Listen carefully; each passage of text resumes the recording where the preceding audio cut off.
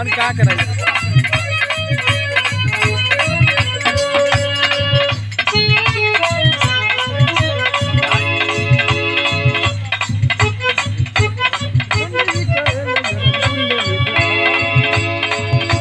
ये देखा ये हमारे मास्टर साहब एक गीत बजाओ था लेकिन कुछ अधूरा लगा था। कैसे करे तू बोल क्या हुआ?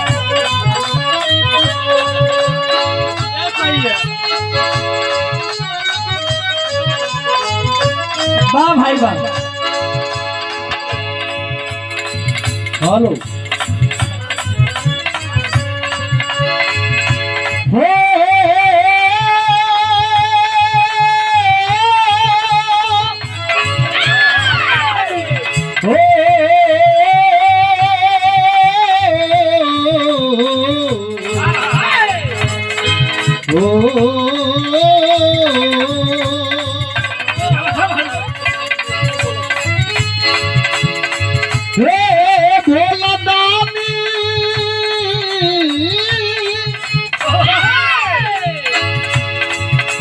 हमके इतना बताईदा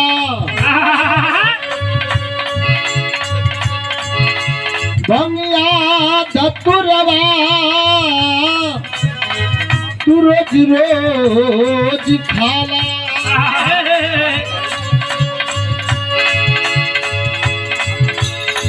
रे भोला दादी हमके इतना बताईदा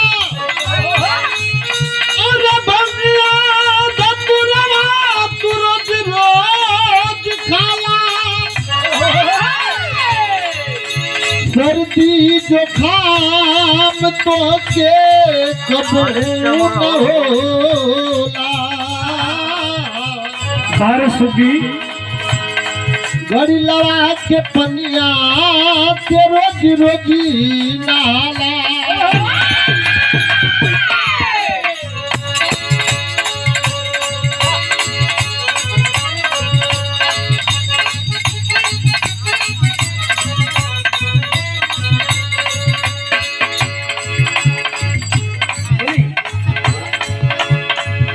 बरसेला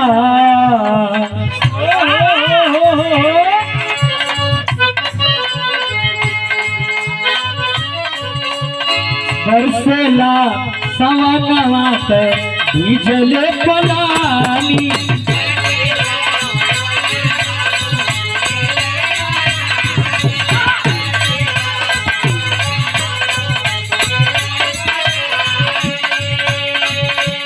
तोहरा के बुझात नहीं थे एहो घरदानी